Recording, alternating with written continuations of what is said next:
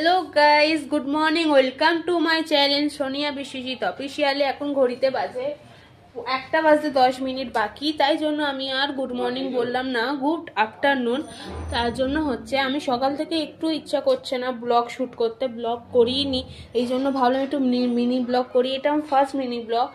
আর হচ্ছে সারাদিন বকা খেয়েই চলেছি, কাল থেকে আমি বকা খেয়েই চলেছি। সকালবেলা টুকিটাকি নিয়ে একটু মায়ের সাথে আমার একটু ঝগড়া হয়ে গেল, বকাও খেয়ে নিলাম।